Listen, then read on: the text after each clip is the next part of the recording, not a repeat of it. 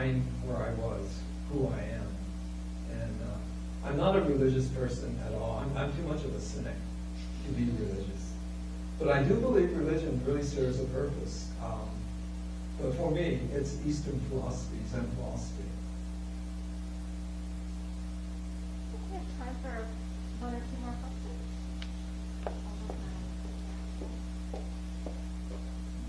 Can you say something about the process that the government used to identify Japanese Americans, those that would be interned? Oh, that's a great question. That the government had done surveillance on the Japanese community for at least 10 years before the attack at Pearl Harbor. Army intelligence, naval intelligence, and the FBI had done surveillance on all the Japanese communities. They knew exactly who we were and where we were. They knew who among us were leaders.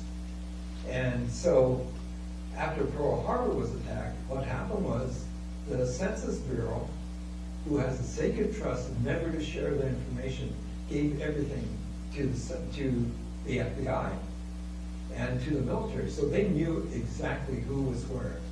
And that's how they were, we're kind of obvious too. And people knew who we were and where we lived because we were in ghettos. But it was a very easy process for them.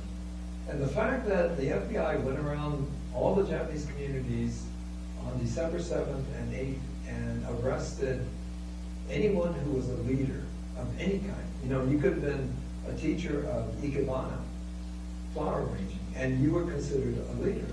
You could have been a language teacher. You could have been a judo instructor. It didn't matter. You could have been the head of the Buddhist church. You were arrested. Anyone who had influence in the community was arrested, and they arrested about 2,400 Japanese Americans. These were all Issei, and they were sent off to different camps they were sent to federal prisons where they languished through the war. But yeah, they took the entire leadership of the community by those arrests. Let's have one more question.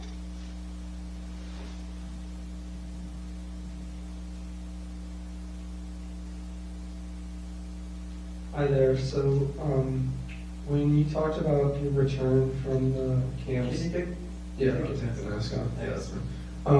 when the families were returning from the camps, like you said that the Japanese people were surveillance and like watched by all these people who were like leaders of public institutions and stuff.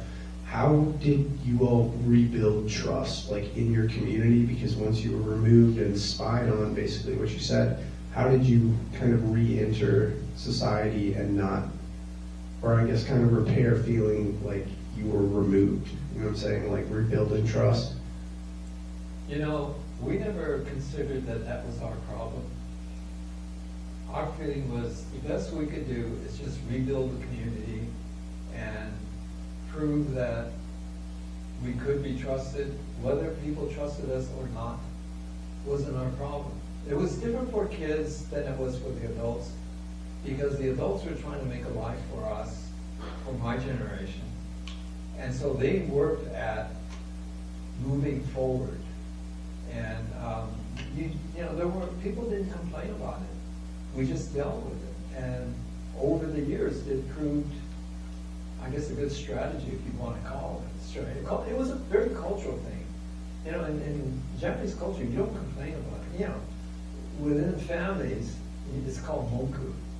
You do a lot of monkuing, but that's natural. That's just human. But as a community, we don't do that. We just keep our heads down, we work hard, build our lives, and if people want to trust us, they will. If they don't, then there's nothing we can do about that. And we're not going to demand that you trust me as an American, even though I don't look like one to you, because I don't. The thing is, like I was doing this filming in Los Angeles, it was with a French crew. I was walking with the producer, and there were these two men walking towards us, and I said to her, You know, those two guys are looking at us and thinking, foreigner. They're thinking about me, not you. You're blonde, you're good looking, and you're white. So they're looking at us and saying, foreigner. I said, you're the damn foreigner, not me. But I'm the one in their eyes who is the foreigner. So I'm always going to face that. We always will have to deal with that if you're Asian in America. But the thing is that we just keep pointing out that, you know, we're as good as you.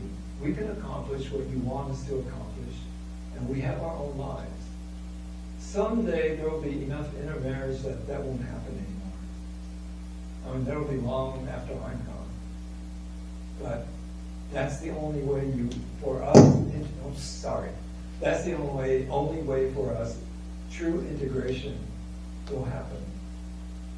Because every time we think we've gotten there, something happens.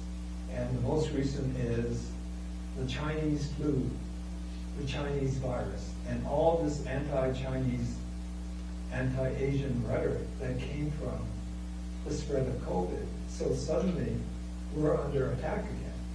And I'll tell you that it doesn't matter what ethnicity you are if you're Asian. If you're Asian, that's enough.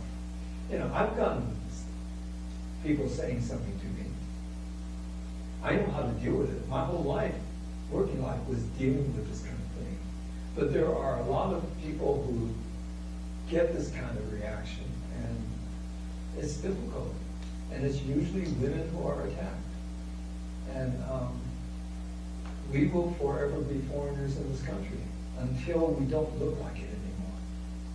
And, you know, we accept that because we know who we are. And it isn't anything we need to be ashamed of. And, you know, as an American, I've done everything I can to help make it a better country. I put on the uniform when I was asked to. I did what I was asked to do in the uniform. I came back, and I spent my life working to make the Constitution work. I don't know that I can do any more. But anyway, thank you.